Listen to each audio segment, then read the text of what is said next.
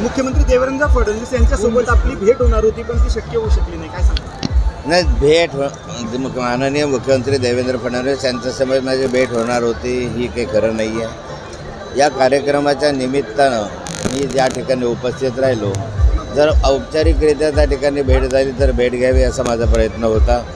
आता हा कार्यक्रम जो आहे तो शासकीय कार्यक्रम नव्हता, आज संघाच्या माध्यमातून कार्यक्रम केलेला होता आणि या कार्यक्रमासाठी आम्ही उपस्थित होतो। क्रांतीवीर ख्वाजा नाईक यांच्या स्मारकाच्या संदर्भामधला कार्यक्रम असल्यामुळे यामध्ये फार मोठी राजकीय चर्चा किंवा काही अन्य चर्चा होईल अशी अपेक्षाच नव्हती। हो, या कार्यक्रमाला आपण निमंत्रित म्हणून व्यासपीठावर तुम्हाला बोलवणं बसवणं अपेक्षित होतं असं वाटतं? मी या कार्यक्रमाला निमंत्रित होतो। या कार्यक्रमाला आग्रहपूर्वक मला फोनही आले की तुम्ही यावं आणि राष्ट्रीय स्वयंसेवक संघाच्या वतीनं या ठिकाणी कार्यक्रम झाल्यामुळे मी उपस्थित राहिलो।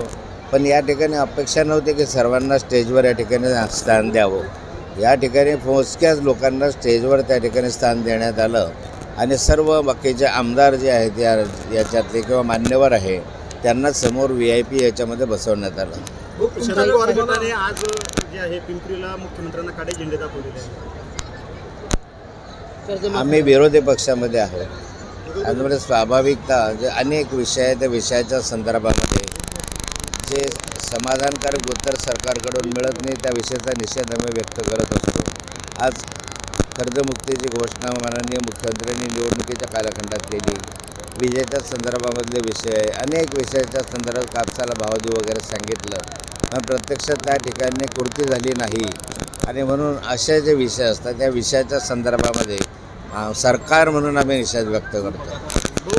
जळगावमध्ये एका आत्मदहनाचा प्रयत्न केला, पोलीस मला त्रास देतात असं त्यांचं म्हणणं आहे। नाही, पोलीस मला त्रास देतो की मला माहिती नाही, पण या राज्यामध्ये गेल्या 2 वर्षापासून कॉन्ट्रॅक्टरांचं हजारो कोटी रुपये देणं बाकी आहे। हे राज्य दिवाळखोरीमध्ये आहे। या राज्याकडे विकासासाठी पैसा नाही, नुसते घोषणा करतात आणि घोषणा करत असताना प्रत्यक्ष जे कामं झालेले आहेत कॉन्ट्रॅक्टरचे त्यांचा बाकी पैसा सरकारला देता आला नाही आणि मग या संदर्भामध्ये असे कॉन्ट्रॅक्टर रस्त्यावर आता यायला लागलेले आहेत। फडणवीसांकडनं ज्या अपेक्षा तुम्ही व्यक्त केलेल्या होत्या की काहीतरी घोषणा करावी, तुमचं समाधान झालं का? मला अशी अपेक्षा असते नेहमीच की कोणते तरी मंत्री किंवा माननीय मुख्यमंत्री ज्यावेळेस या जिल्ह्यामध्ये येतात आणि प्रामुख्याने मुख्यमंत्री, तर या जिल्ह्यासाठी काहीतरी देऊन गेलं पाहिजे, काहीतरी मिळालं पाहिजे आमच्या पदरामध्ये, एखादी मोठी घोषणा झाली पाहिजे, एखादा प्रकल्प आला पाहिजे, एखादं विकासाचं काम आलं पाहिजे। पण दुर्दैवाने देवेंद्रजी या ठिकाणी ज्या वेळेस आले त्या वेळेस ते येऊन खाली आता आम्हाला परत जावं लागलं। आमच्या जिल्ह्यासाठी काहीही माननीय मुख्यमंत्री आल्यानंतर पदरामध्ये पडलं नाही।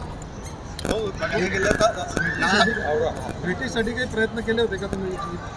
नाही, आत्ता भेटीसाठी प्रयत्न करण्याची गरज नाही। भेटीसाठी जायचं असेल तर अपॉइंटमेंट घेऊन मी जाऊ शकतो आणि ते मला नेहमीच अपॉइंटमेंट देतात।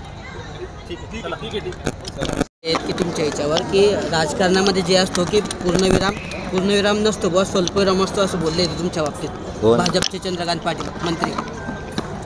चंद्रकांत पाटलांना अजून अपेक्षा असेल की मी भाजपमध्ये यावं म्हणून कदाचित ते बोलले असतील। हो, तुम्हाला कुठे खंत वाटते की भाऊ फडणवीसांची भेट झाली नाही, आज तुमची भेट नाही? नाही, मला काही खंत वगैरे नाही। मी संघाच्या कार्यक्रमासाठी आलेलो आहे आणि त्यामुळे मला खंत वाढण्याचं काही कारणही नाही आणि मला देवेंद्रचे जे भेट घ्यायला अशा गर्दीमध्ये का भेट घ्यावी? मला शांततेने अपॉइंटमेंट घेऊन मला भेट देता येईल, घेता येईल, बोलता येईल, विकासाच्या कामात चर्चाही करता येईल। लोकनायक न्यूज